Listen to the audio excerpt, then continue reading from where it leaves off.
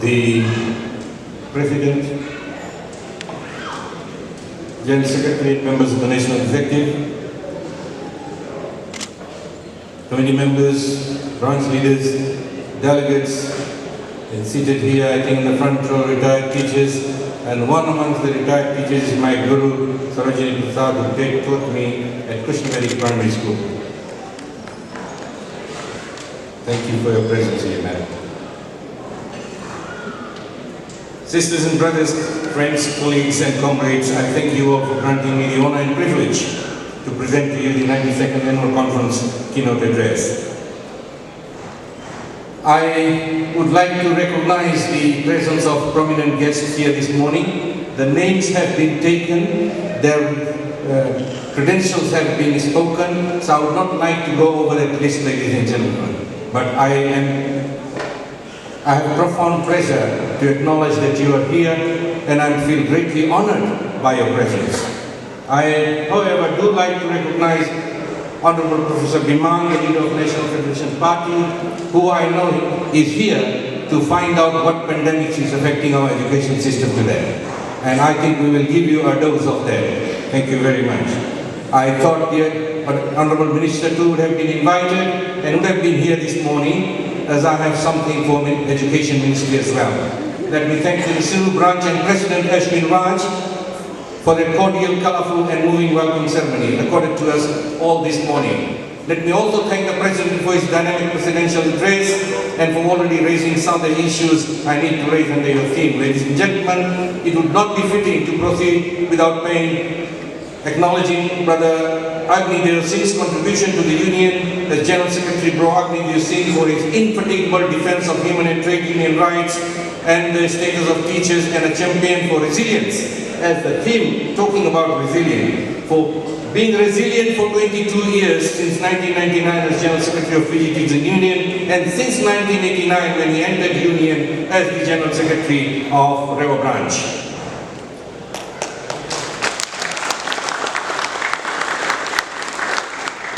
Conference, your theme for 92nd conference, COVID, a challenge for education resilience, is very topical indeed. And I am honored to stand here under this roof to speak on that.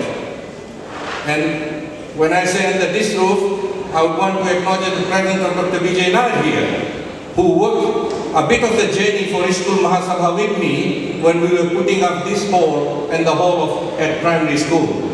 And that's why the President sees my name there at the back, which says breaking barriers together. We also broke many backs together to get this done. The COVID-19 pandemic has profoundly exacerbated existing educational and social inequalities in Fiji and the world. At the outset, we need to have a clear understanding of what we mean by resilience. Fundamentally, education undeniably is about teaching and learning. But the components of education consist of several structures, ladies and gentlemen, several institutions, and a variety of respondents and recipients. It includes early childhood education, primary, secondary, and tertiary education. It involves students, parents, teachers. It deals with school managements, committees, faith-based organizations, parents, teachers association, Ministry of Education, and of course the government of the day. As a keynote speaker, I am not expected to deal with each of these separately. I intend to take a holistic view. Also, education has to be dealt with in the context of responding to weather during COVID-19. Education has proven to be resilient enough. Research from Bhopal University, and I want to tell you, I will be presenting lots of researchers to back up what I am saying. Otherwise, you will see in the media tomorrow morning from some side, there is a big liar. Because I will call some people's liars. So the research from Bhopal University School of Computing Science and Engineering, Asia Pacific University for Technology and Innovation from Kuala Lumpur, and the Department of Mathematics at USP Fiji claims, and I quote, that resilience of our system can be determined if the system continues to operate or function as effectively as before the change. The scholars argue that resilience in a system implies the ability to work and develop when the forces of environment are unexpected, abrupt and sudden. A resilient system can cope and prosper. So there is a correlation between resilience and the level and service and quality of education you provide or you could have provided. The authors impress that in education domain, the COVID-19 pandemic served a phenomenal change event and a wake-up call to the entire education fraternity here and globally. In the keynote today, I have decided to refer to two levels of challenges and responses by education system to COVID-19 pandemic, and in the end to draw up some conclusions on whether or not, faced with these challenges, the education system survived. I have divided my address in two levels, at two levels rather. The first deals with challenges and response to the global level, and secondly, to deal with the challenges and responses at the local level. Dealing with global phenomena, my work has been made easier by a very profound message sent to me by Sister Susan Hopgood, the President of Education International. She has asked me to read her message at this conference. She wrote, of which course Education International you are affiliated to. Dear Agni, leaders of FTU and delegates, the first few words tell us how close she has Fiji Teachers Union to her heart.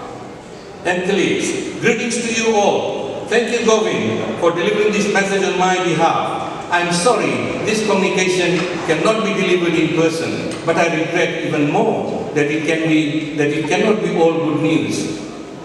We have now officially entered the third year of COVID-19 pandemic and the greatest education crisis in the history. While many things have clearly improved since March 2020, the virus remains persistent, and so does inequity and fundamental unfairness of the world's responses. The basic numbers paint the broad picture.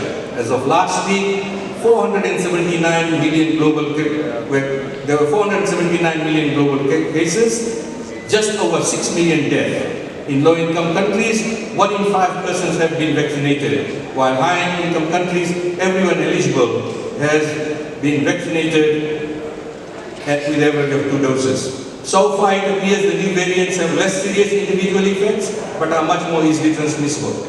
Though the number of cases is higher than ever, dimensions, the admissions to the hospitals have decreased. Ray of hope perhaps, but never have so many students and teachers been so radically separated for such a long time from anything that may be resembling normal education ever in our life. In a global webinar just last week, a few weeks ago, our colleagues around the world described a variety of disruptions. Many raised concerns regarding the impact of pandemic on teaching and learning, about the urgency of addressing the gaps in learning, as well as occupational health and safety in crowded schools, where social distancing and health measures are difficult to implement. Increments, workloads, and plummeting well-being among educators in the countries is compounded by staff shortages, lack of access to vaccines, and vaccine hesitancy. When COVID came, no education system was fully prepared. We were all challenged. Millions of teachers adapted to distance practice without tools, training, or time, but persistently taking the lead to keep education going, as the President of the National Branch has alluded to, for millions. Throughout the most difficult period of COVID, the evidence shows that governments that work in partnership with teacher unions to get education back on its feet have been far more successful in doing so than countries where partnership did not exist. You already know at least one country where partnership doesn't exist. About 1 year ago, EI and the Organization of Economic Cooperation and Development jointly released 10 principles of effective equitable recovery, a collaborative way forward from COVID. The key principles were very simple. Keep schools open as much and as safely as possible. Ensure equity and align resources to the needs. co-designed a robust digital learning structure with teachers and stakeholders. At the same time, we helped lead the way for a safe return to schools. We fought to share vaccines with the developing world as official advisors on 2 World Health Organization expert panels, and through the World Trade Organization to allow these nations to manufacture vaccines locally. A second part of vaccine gap is corporate greed, of course, lack of infrastructure and international order that too often favors private interest over the public good, sometimes fanning the flames of racism and nationalism to divide authoritarian regimes, make a special target of the unions as democratic activities in order to protect themselves. No vaccine or simple restatement of truth is enough to defeat authoritarianism. The militant ignorance it breeds, the amplification it receives from the media platforms like Facebook, Google, YouTube, especially has led to huge pocket of vaccine denial and rejection in communities worldwide, ladies and gentlemen. As teachers, we will speak the truth to our students and to the powerful, and who those powerful are. As unions, we will continue to demand equitable access to COVID-19 vaccines and medical products worldwide to ensure that education institutions remain safe for teachers, students and their families. Last year, governments from across the world, later this year, the governments from across the world will come together, says Susan Hopgood, to review progress towards United Nations Sustainable Development Goal 4, which calls for quality education for all. I am sure by now every teacher has read Sustainable Development Goal 4 out of the 18 goals. If you haven't done so, you are far behind.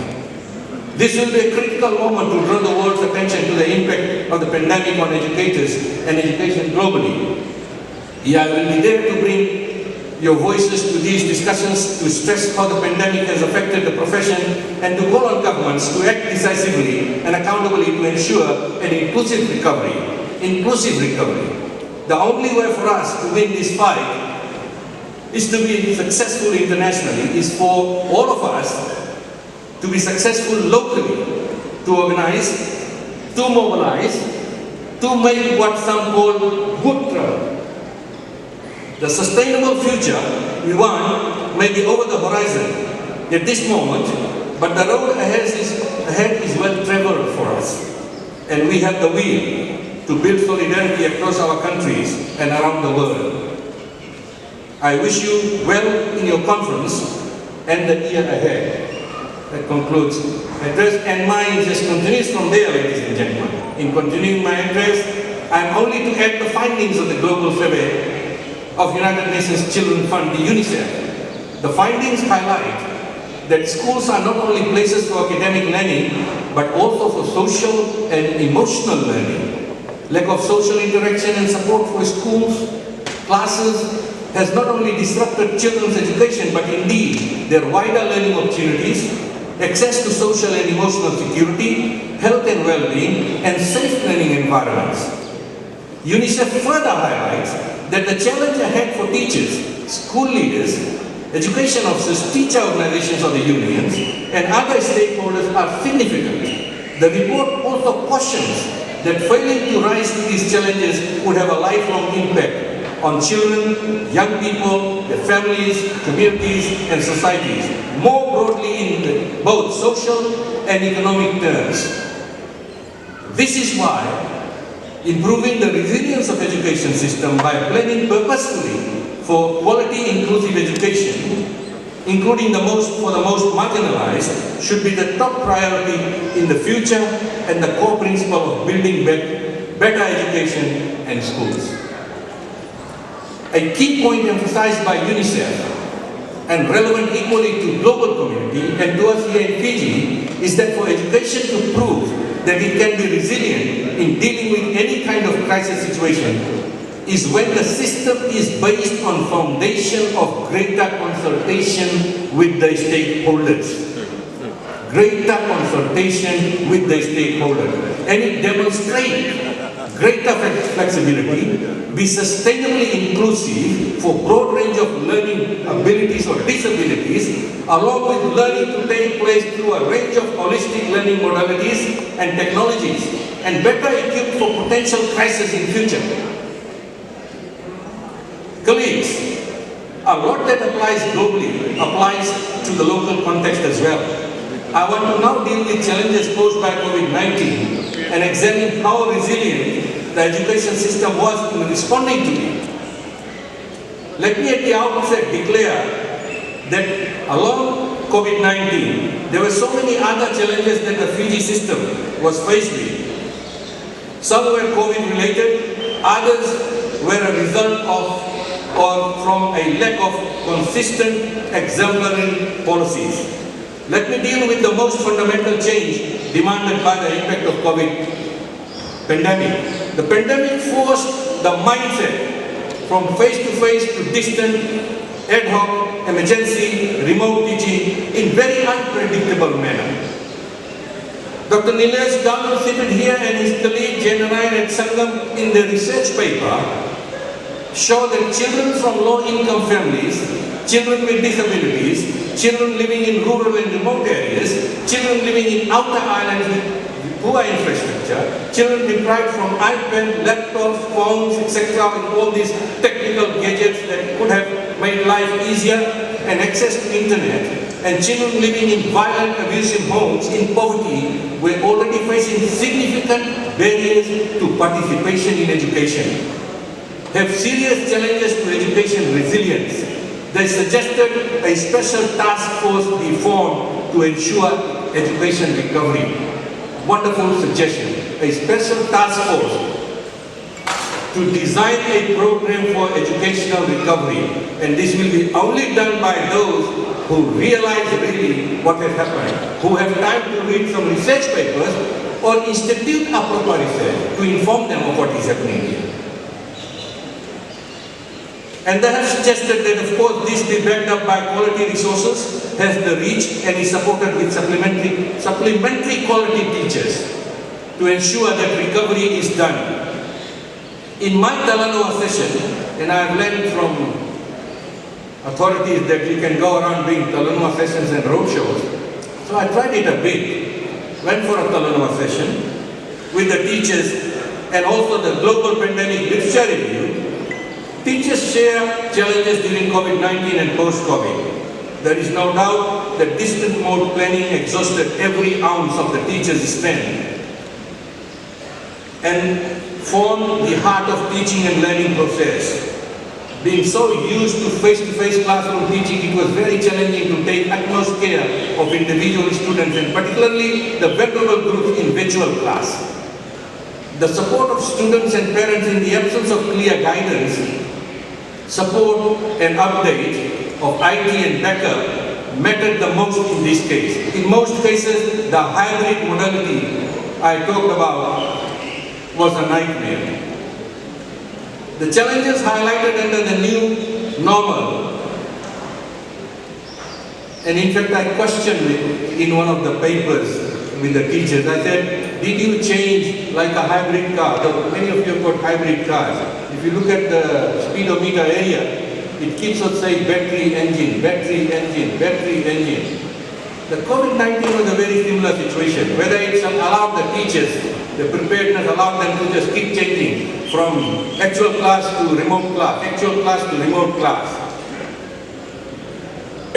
The challenges highlighted under the new normal supporting those students did not have the skills for independent study at home. Many students did not have the skills to independently study at home. There was a need to build knowledge and skills for independent home study. There was lack of knowledge and skills amongst teachers to carry out distant assessment of students and learning. It was difficult to assess parental support in many circumstances. Teachers under the new normal talked about the trauma, the stress, the fear, the anxiety, and the mental health issues that the students faced and that themselves went through. COVID-19 highlighted the need for independent skills from teachers, students and parents. Many parents simply did not know the pedagogy that exists in the class and could not assist the students there. Students lost out. The bureaucratic, hierarchical and standardized educational practice in our primary and secondary schools had difficulty in meeting the needs of virtual classroom modalities. Schools with poor ICT structures made matters worse. At the end, the disadvantaged children have been deprived of quality learning the most. In the absence of holistic research, and the government must encourage and promote critical thinking and research carried out to assess the impact of COVID-19 and all other factors including reforms on teachers and students, there is lack of public understanding of what you as teachers went through. Mr. President National Branch, in fact, arguments that teachers have been overpaid or the salaries need to be adjusted has continued to appear in the social media. This only demonstrates, as you said, that the general public, amongst them many parents, have not clearly understood the significant role teachers continue to play during the pandemic in most difficult times, and that was highlighted by the branch president, what teachers did during that pandemic. And during the pandemic, most difficult time, and the absence of critical and open free research on how teachers were affected and impacted upon by the crisis and have had a lasting effect. So there is, of course, a need to research and publish them. I would be failing if I don't acknowledge teachers who serve in front lines with medical authorities, with those who distributed food, basic necessities, relentlessly to those families who were starving during the lockdown. They went out of their way to raise funds for assistance. I remember government in one of the meetings said feeding was not part of ministry's responsibility. Teachers use their own funds to support others and provide mobile data and meals to students ahead of many other assistance. I would not hesitate to openly thank teachers, Mr. Lingam, and teachers, many teachers like him, who instituted a NGO, formed an NGO, and worked day and night to assist the communities. I would not hesitate to thank Fiji Teachers Union as well for a very long, sustained feeding program that they provided in the schools so that children could report to schools, and particularly in those areas where the hotels were completely under lock and key for a very long time. Let us give a round of applause to these people today. Let us appreciate them and don't be mamaki when it comes to appreciating people's work. This is the time to let the world know of how you took the lead and stood up for the students. Despite all the challenges you faced and the risks you were exposed to, this is the time to grab the opportunity, to look at the challenges in some detail. This is the time to review what worked and what did not. This is the time for teacher unions and Ministry of Education, in the words of UNICEF, to mobilize multi-stakeholder consultation, to listen to the views of all education stakeholders. This is the time to find out how the school management featured during the pandemic, as many schools were used by Health Ministry during the pandemic. Conference. This is the time for bold decisions to be made by the unions, to institute your own research by competent authorities to highlight and expose significant challenges and obstacles to resilience. The challenge and the resilience needs to be documented and the findings published, and that credible evidence be used in development of policy initiatives to mitigate and overcome lost educational opportunities. Since the impact of pandemic may have been felt differently in different parts of Fiji, of course, in different districts, namely we'll have a completely different story to tell you when you go to compare to what the story people have in Tailevu or South Savu. Well, then simply when you go to Lopasa, which was at that time ravaged with cyclones and floods, they'll have a totally different story in there.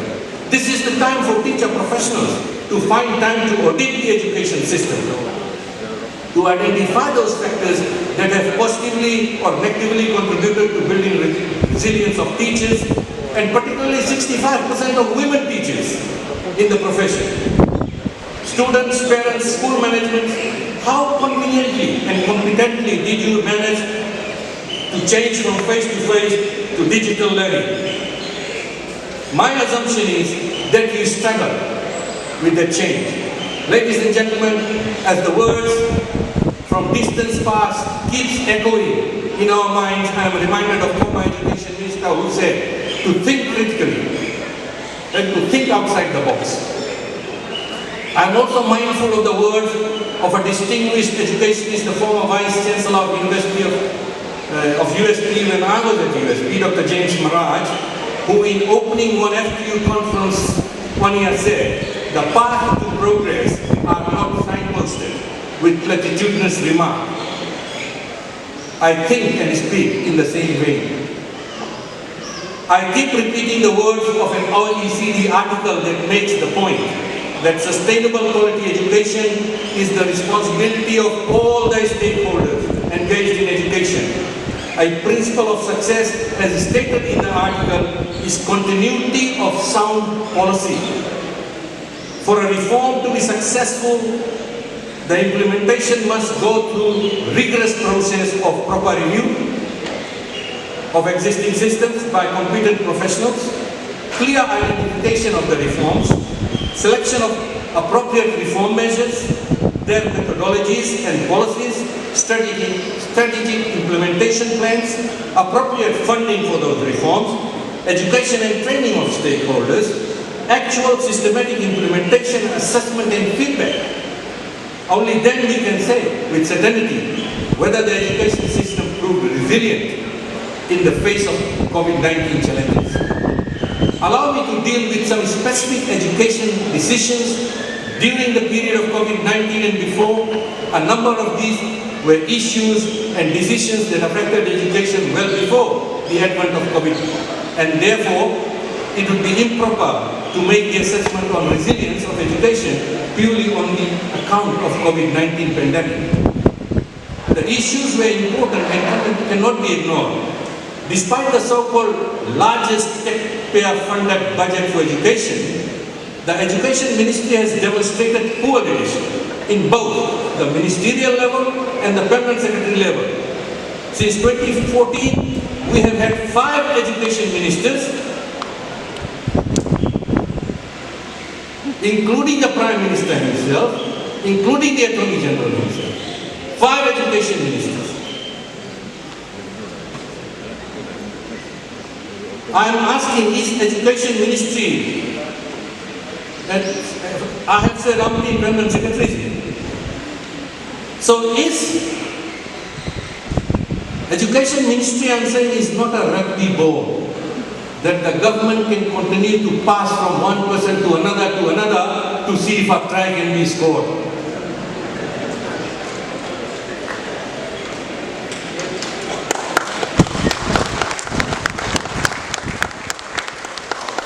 Colleagues, teacher colleagues, introduce my colleagues, it is the most important ministry with the largest budget.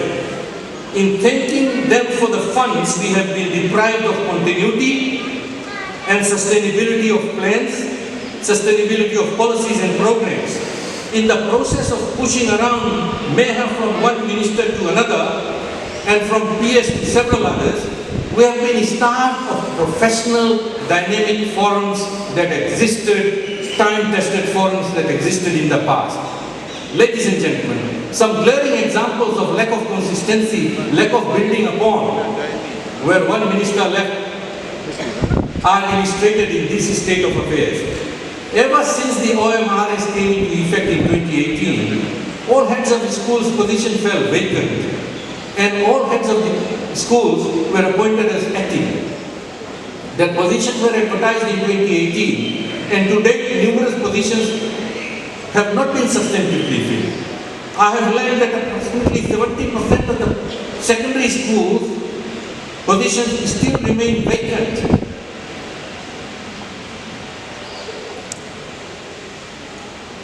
So many teachers promoted on OMRS have done and having done and passed their paper test were demoted from their acting positions to become AHT, VP or AP or even assistant teachers. We talk about resilience. A number of promotees as school principals or RS were later demoted to other positions.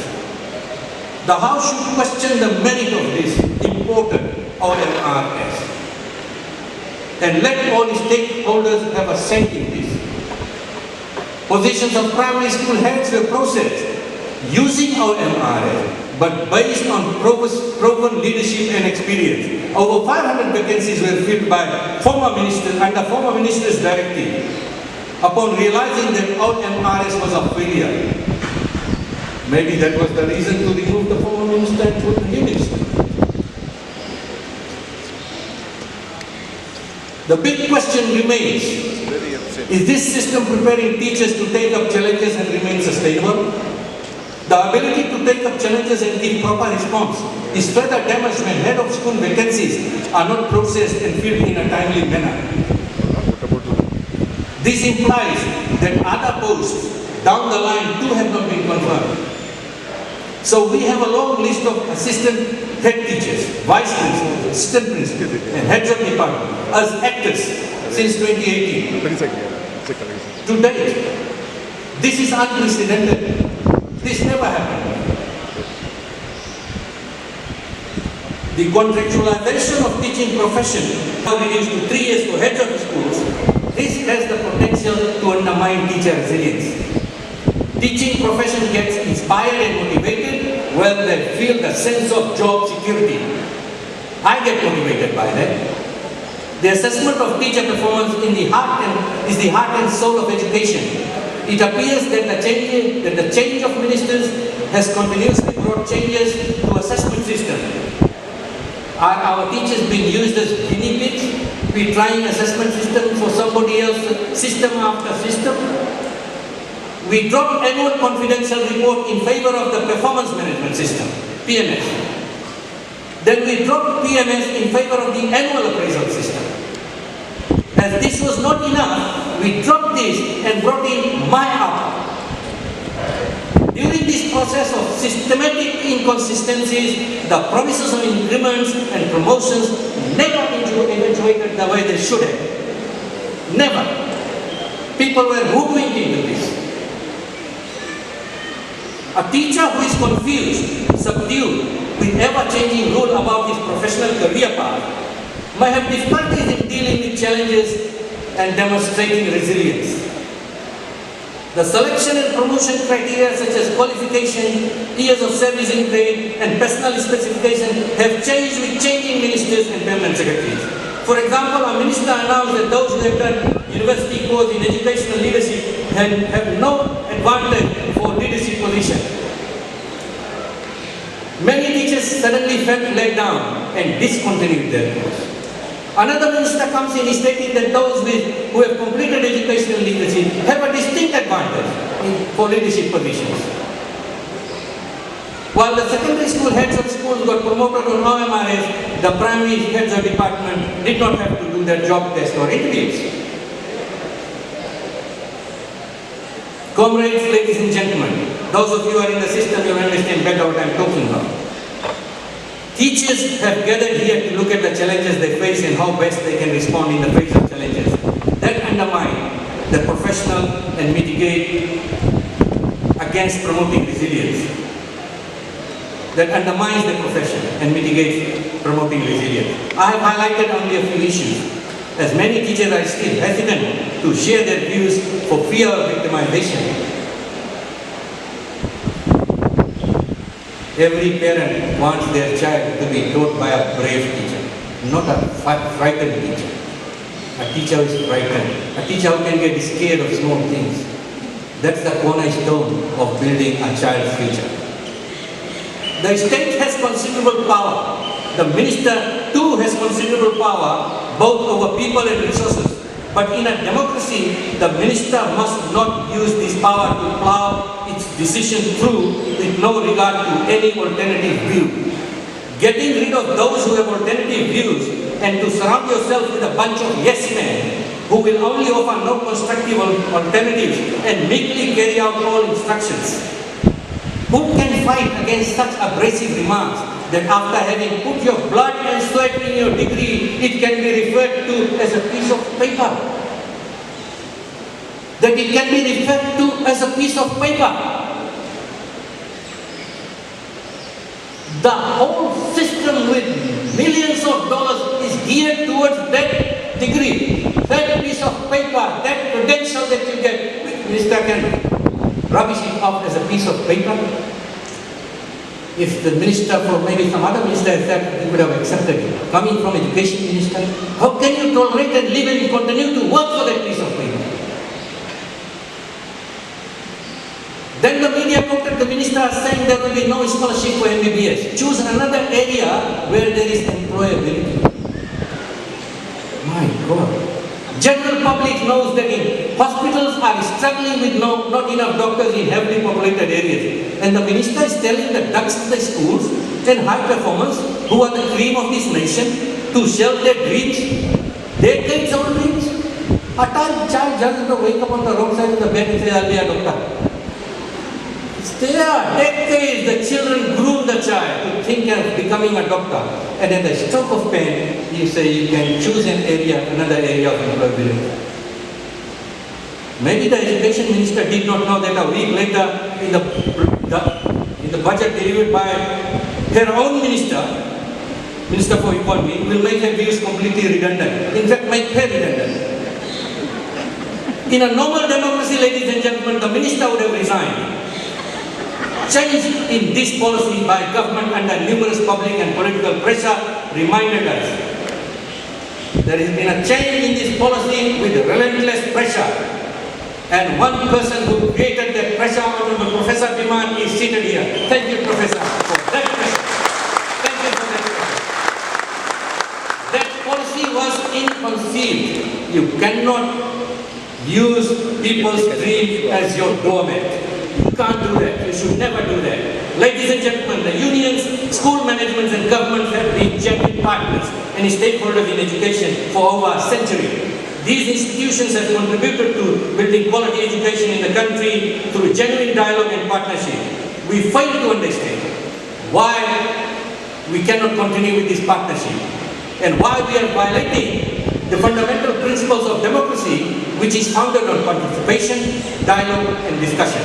Strangely enough, this is a stark contrast of what the former Minister for Education said while he was addressing the university. An understanding, I quote, an understanding of social institutions and their role in changing developments, as well as the democratic and participatory systems he is talking about, which creates opportunities for expressions he is talking about, of inclusion, right to social justice concerns, respect, care of opinions of others, governance, process, the forging of consensus and resolutions of conflicts and differences. My God, you said these things. As soon as you turn around, what do? You become psycho-minister. You start your destructive path. In saying this, ladies and gentlemen, the current government is also the signatory to Sustainable Development Goal 4 that requires the government to work with the stakeholders. It is written in the Sustainable Development Goal 4 to which the government is signatory. The battle in the media between the stakeholders and particularly the education minister and the unions does not support any hearing in sound consultation. I don't know what theory they have read. It only promotes fear, anxiety, frustration, unilateralism, and it weakens sector-wide resilience. In 2014, an education commission was promised. Fiji anxiously waits for that commission. There was an opportunity to avoid a lot of shortcomings in issues pertaining to reforms, in exams, curricula, teacher assessment and promotion, and contextualization of the teaching profession. Lack of consultation has also impacted on the policies and ministerial pronouncements. A good example is one laptop per child policy. Had this been implemented properly, this could have been the savior of our students during pandemic. We could then be boasting loud and clear of the challenges and the resilience. Even the Olympics and the meat could have come very handy for the children, as the pandemic forced many parents out of their job and there was shortage of food. The boisterous claims that was made at the launch of feeding program, school programs disappeared quite quietly when public expected that it would be expanded. There was so much pain in closing some well-established technical vocational schools and starting new colleges. It might be quite a lot. When I was here, principal roles, we ran clothing and textile. We ran carpentry and joinery. We ran food and nutrition. We ran baking and pastry. We ran all these courses franchised with Fiji National University. And at that time they decided, no, we will give you technical colleges. Close this. I had said then, that will not be successful. That's why when you read my CV, I'm just not, born yesterday and saying from out of blue. My CV testified that I have worked on many, many regional committees of technical vocational education. This move forced close down of successful existing technical education provided by secondary schools. This turned out to be a disaster for one minister, started this initiative, and the another minister in the Fiji First government only came in to close it. And this is where we blame Education Ministry for a poorly paid reform.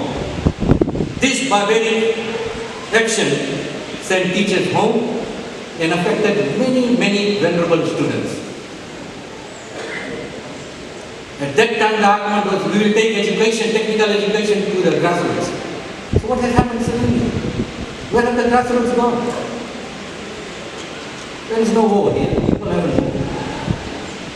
The unilateral reforms and disparity from one minister to another has affected resilience in the education sector. If the reforms were in harmony with the stakeholders, we would have done much better when the pandemic struck. Ladies and gentlemen, several researchers recommend that the policy making at any time, but particularly during the time of crisis and disruption such as COVID-19, hurricanes, floods and other natural disasters and climate changes require many different perspectives and deep understanding of the context. I've done some literature survey on this, and that's why I'm profusely arguing that there should be consultation. Moore and McKenzie in the 2022 publication have argued, and I quote, that expert advice should draw on diverse social perspectives. This means that diversity in voices and in policy-making process is important because it can improve the quality of collective judgment. It can legitimize political decisions and therefore encourage public compliance and identify who may become marginalized and mitigate this. Sharif and other colleagues of his in another 2020 publication argue that particularly in crisis context, it is important to prioritize, enable and support and respect teachers and listen to other opinions and other accounts of experiences. Gavalaho and others also argue that engaging teachers and teacher unions in meaningful way can increase the plans and compliance with government's intervention. More specific input from teachers in policies relating directly to teaching and learning in times of crisis is critical since they are frontline of providing this public good. P.S. et al., and some of you have read that 2003 publication, note that education policies is based on existing practices and teachers' beliefs would foster ownership and ultimately determine the willingness of a teacher and the school principal to assure responsibility, risk and make personal sacrifices. In contrast, the research further argues that the non-participation of teachers or the unions in policies relating directly to their work undermine their agency and hinders democratic policy making. Ladies and gentlemen, when opinions are elicited and valued, teachers and the union become drivers of the policy reform. Conference education sector is critical to this. It is critical to sustainable and equitable economic recovery. It has the power to liberate. It has the power to transform. In this regard, education sector needs a new mindset. It needs an education ministry or government and all other stakeholders that can put the decade-long bickering aside. Scholars have quoted that effective learning is more about relationship and partnership and mindset. It's not about physical spaces and instruments. Scholars have argued, and I would like to say that again, scholars have argued that learning is more about relationships and partnerships and mindsets. It is not about physical spaces and instruments. I can safely say that COVID-19 crisis presents the education actors with new opportunity to to put our education system for all to take a shared responsibility. This will help everyone engaged in education to become a worthwhile partner in taking up challenges and building and demonstrating resilience as they move forward from normal to new normal. Conflicts COVID-19 is here to stay. A place like China is now dealing with another lockdown. The biggest question is, are we better prepared? The teachers here will know, have we moved from the day we were in COVID? Are we revolutionizing our IT at a rapid scale, or are we just thinking that now nothing will happen? This is the reason I am requesting teachers, school heads, students, parents to do an audit and progress of our own progress. What gets measured, ladies and gentlemen, gets done. It is said decision making is not difficult when we know what our values are. The question that emerges is, how have we conducted most of our reforms? Were these evidence-based? Were researches carried out by competent professionals? Were they credible? Were they circulated to stakeholders or published? Were they presented for scrutiny, or were they just plowed through? Were they just plowed through? Let me conclude by saying, yes, COVID-19 is a challenge, but education has been facing several other equally important challenges which cannot be ignored. Has education proved resilient in this context? Has education proved resilient in this context? Teachers have responded as best as they could, and admirably so. But the education system has left much to be desired. At best, the MEHA has merely muddled through. At best, the MEHA has merely muddled through. And for further information on muddling through, you can read the theory of muddling through. With these words, ladies and gentlemen, I have much pleasure in declaring the 92nd Honorary Report.